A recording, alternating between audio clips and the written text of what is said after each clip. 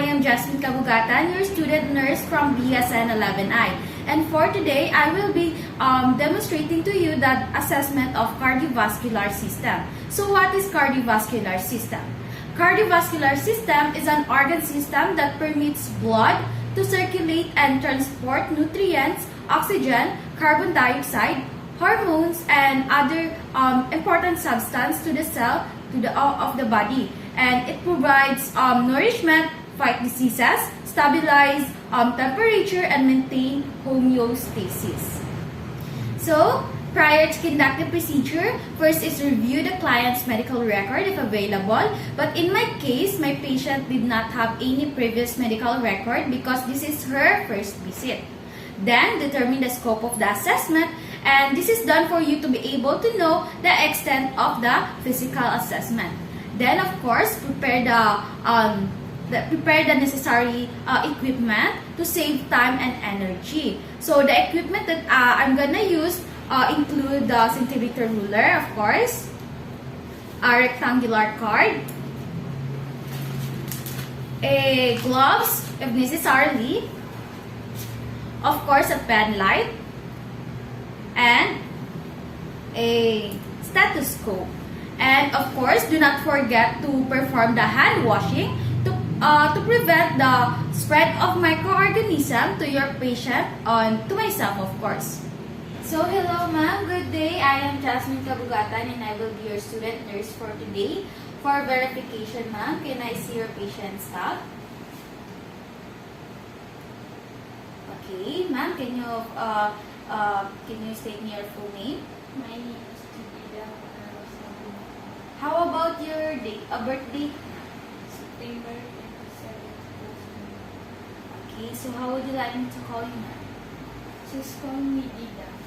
Alright, so Dida, for today, I am going to assess for your cardiovascular system or your heart. So, which means that I'll have to check for your pulse, your neck, your arms, and of course your legs, and I'll be listening for your heart sounds.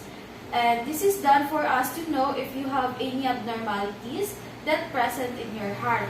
Another, during the assessment, I might need to touch some parts of your body. Also, there are also some movements that you should follow. Would that be okay? Yes. Alright, so Ma'am Dida, before we begin, would you mind if I close the door as well as the curtains to secure your privacy and that no one from outside could disturb us during the assessment? Yes. Okay.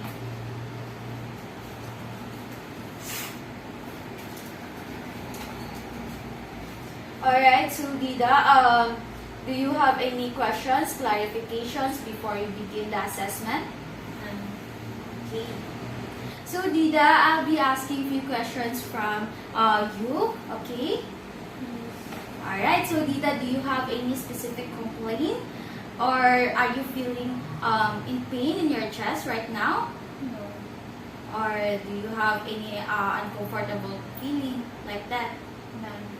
Alright, so do you have any, do you experience shortness of breath or dizziness, headache, or something like that?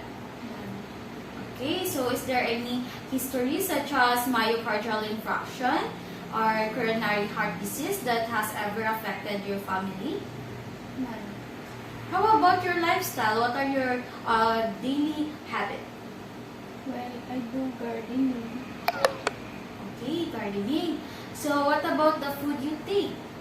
I just eat vegetables like fruits, something like that. Okay, so that means that you have a unique healthy living. Okay, so Dida, thank you for that. And let us begin the assessment. So now let us proceed with the working phase, assessing the neck vessels, which includes the jugular vein and carotid arteries. Inspection of these vessels can provide information about the blood volume and pressure in the right side of the heart. So the first thing to do is, of course, to position the client into a supine position with the head of the bed elevated for about 30 to 45 degrees. So making sure that the the torso of the patient is on the same plane. So the next thing that I would do is, of course, to turn the client's head slightly away from the side of being examined.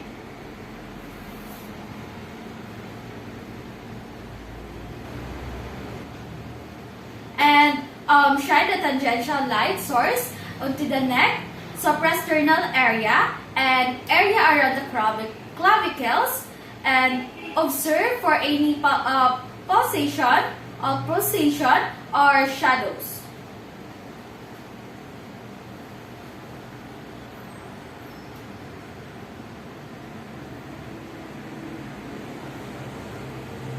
Alright.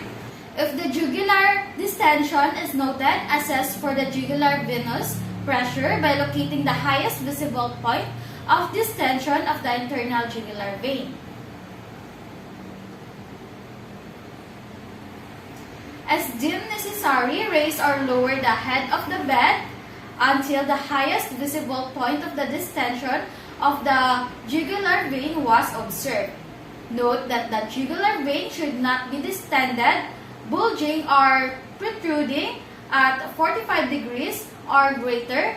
If so, it may indicate a right-sided heart failure.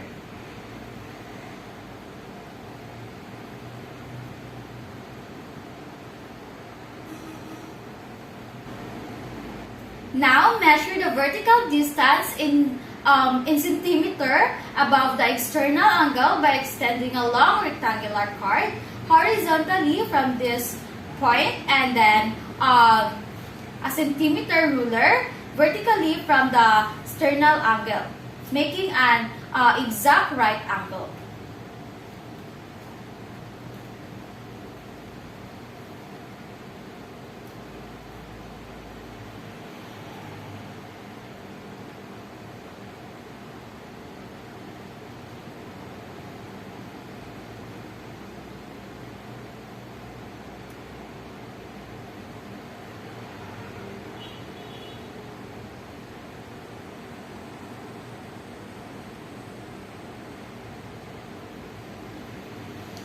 Okay, so then after that, we'll do the same thing to the other side.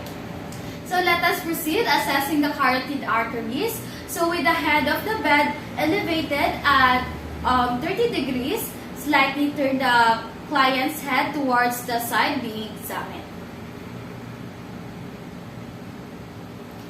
Okay, so palpate for the carotid arteries cautiously and avoid too blocking circulations or triggering the vagal stimulation and bradycardia, hypotension, or even the cardiac arrest. Then palpate the carotid arteries individually because bilateral palpation of the carotid arteries may result to reduce cerebral blood flow. So feel for the amplitude or stroke and for trills.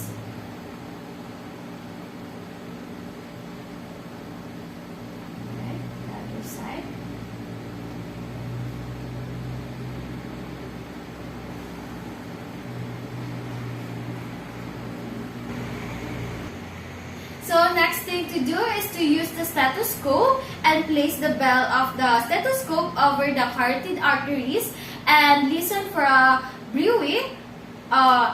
Bruit is a blowing or swishing sound that is caused by a turbulent blood flow through the narrowed vessel, which is an indicative of occlusive arterial disease.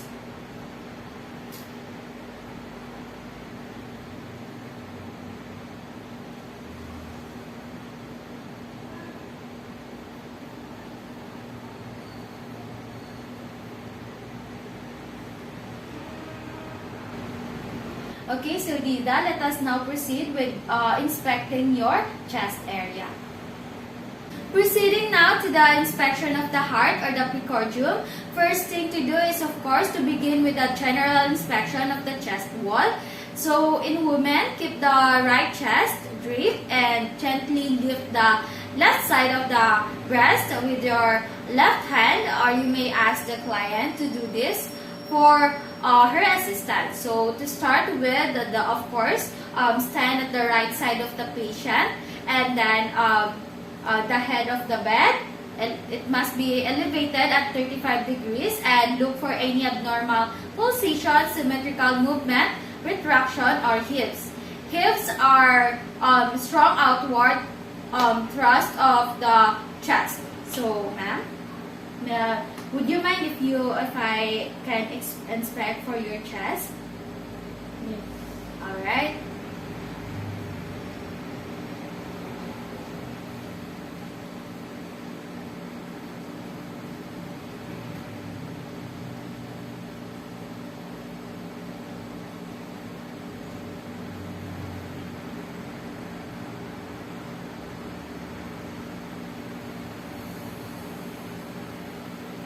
So, simultaneously inspect for the precardium for pulsations while palpating for the aortic area, pulmonic area, and the tricuspid area, and the apical or apical area. So, first palpate for the hips or lifts using the palm, and hold the finger pads flatly or obliquely against the chest. So, ma'am, going to inspect for your palpate.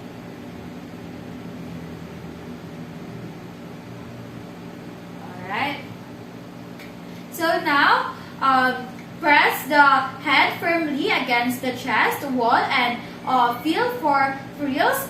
Frills is a vibratory sensation felt on the skin overlaying an area of turbulence, which indicates a loud heart murmur caused by an incompetent heart valve.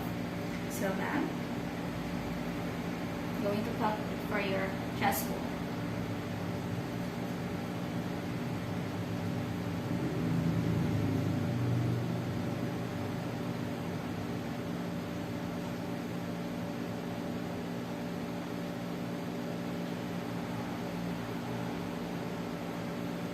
Okay. So, now palpate for the impulses using the finger pads flatly or obliquely, and on the aortic, pulmonic, tricuspid, and the apical area. So, ma'am.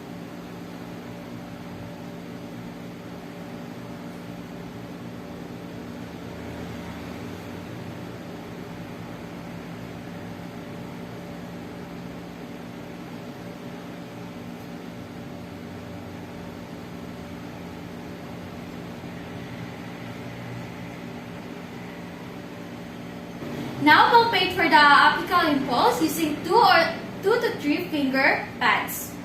So, ma'am.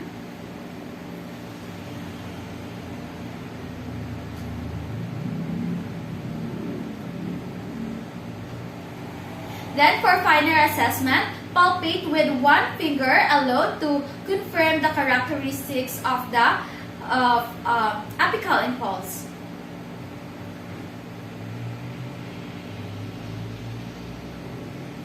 Okay, thank you very much.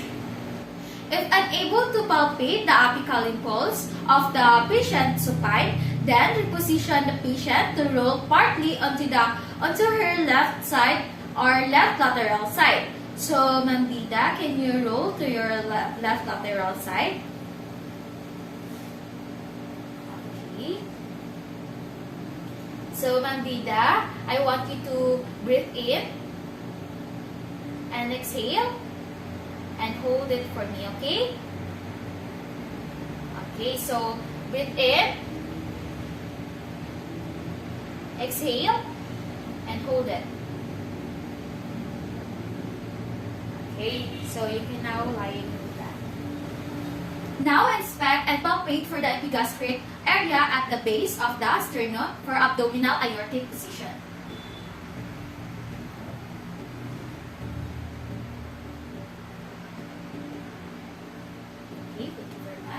So now, I'll be assessing for the heart rate and the rhythm of the patient by placing the diaphragm of the stethoscope on the patient's apical area. So the diaphragm is used for hearing high-pitched sounds, while the bell is best used to detect the differentiate low-pitched sounds or calots.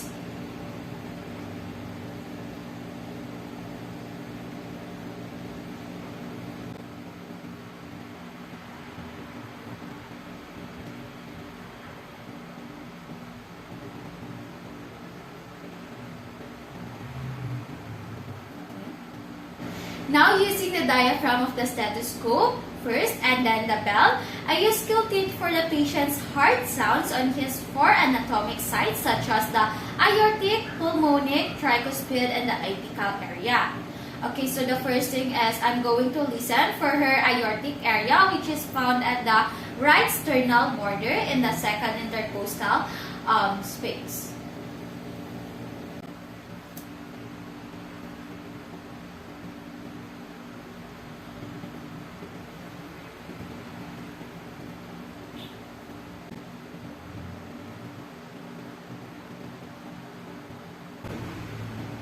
So, moving to the pulmonic area, which is found at the left sternal border, second intercostal space.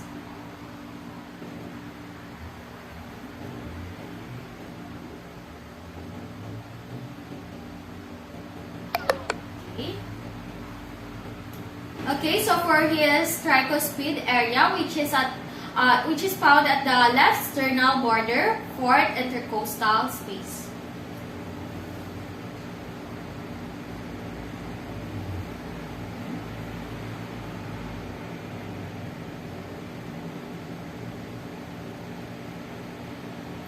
Thank you very much.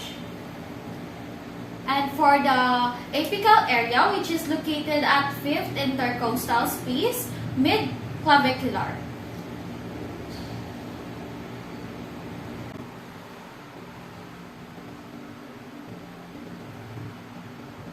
Thank you very much, ma'am. Okay, so now repeat the preceding steps while the patient is in left lateral position and while the patient is sitting. So, Ma'am Dida, what I want you to do is, I want you to face at the left side. Please. And I want you to inhale and exhale and hold it.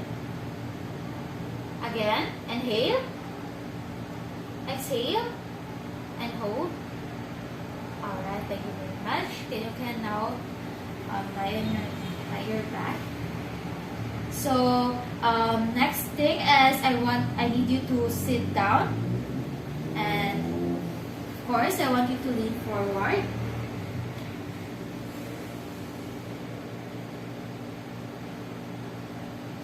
So, Mandida, can you please inhale, exhale, and hold. Come again. Inhale, exhale, and hold. Again, ma'am. Inhale, exhale, hold. Okay, thank you very much. You can now lean on your back. Okay, so now, Ma'am Dida, I'm going to inspect for your arms and of course your legs. So, may I see your hand, ma'am?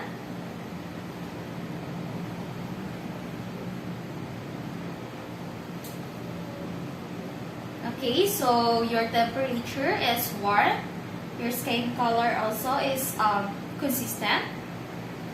I guess no sign of venous pattern or lesions. And also no edema. For your nails, can I see it? Okay. It is pinkish. And no plugging at all. And now I'm going to assess for your capillary refill. For your capillary refill, which indicates your peripheral perfusion and reflects card drop output. Okay, so for your capillary,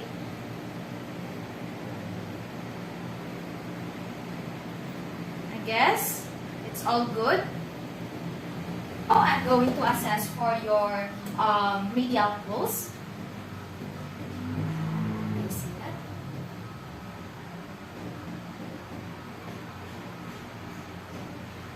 Okay. So now I'm going to assess for your ulnar pulse.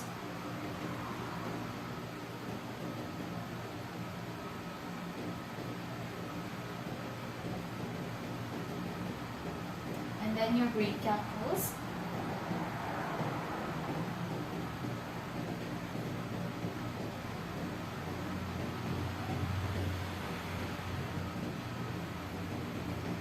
Okay, good. Your pulses are bilaterally strong and graded 2+, which means normal.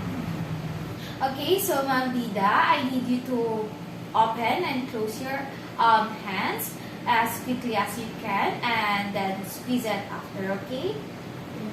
Alright, hand. Open. Squeeze it.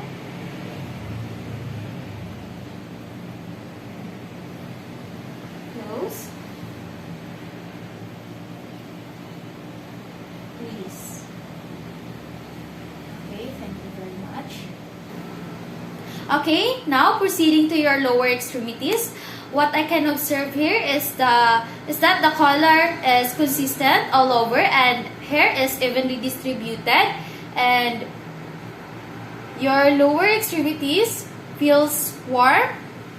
And now I'm going to look for any ulcerations, edema or swelling, venous patterns or varicosities.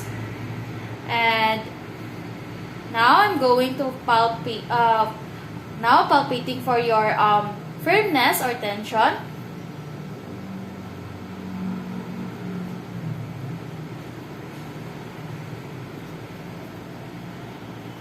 Okay. So ma'am, I will be palpating for your pulse in your lower extremities, and I'm going to start with your popliteal pulse. So kindly raise your knee.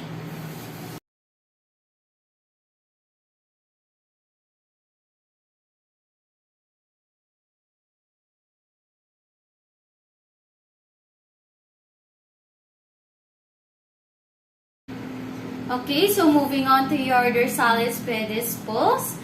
Okay. So both are equally strong and has a regular rhythm. Now to your posterior tibial.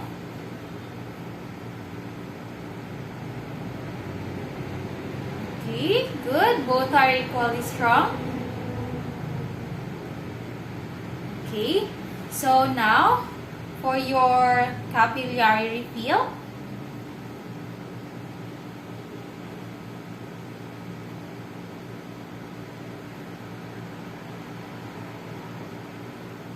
Okay, good.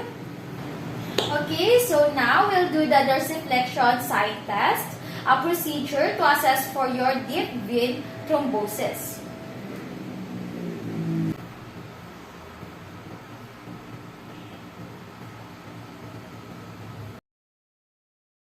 Okay, so ma'am, now we are done with our assessment with your cardiovascular system, and just to sum up everything that we have covered, upon an auscultation of your neck, I've heard no swishing or blowing sounds. Pulses are equally strong. Rated is 2+, which means it is normal. No trills noted, and your jugular venous pressure is at 6 centimeters with the bed elevated 30 degrees, which is good and normal.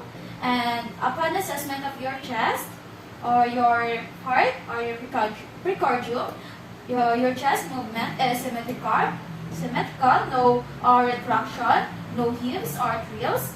Your pulsations or vibrations are palpated in the areas of the apex, left sternal border or base. Your heart rate is at 77 beats per minute with a regular rhythm.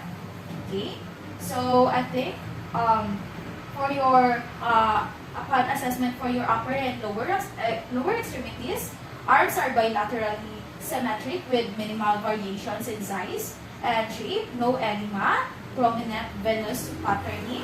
Skin is warm, capillary feel is good. Your radial pulse, ulnar pulse, and brachial are bilaterally strong and has a regular rhythm, which is good. And upon performing the Allen test, where you were opening or closing your hand, the result is also good. And upon examining your legs, your hair is evenly distributed. Your skin is warm, no edema, no lesions, and no swelling, atrophy. And your popliteal pulse, dorsalis pedis, and posterior tibial pulses are all normal. They are equally strong and has a regular rhythm. So I think that would be all. Your cardiovascular system are very well. Do you have any questions, clarifications before we end this assessment? None. Okay, thank you very much for your cooperation, Ma'am Nida.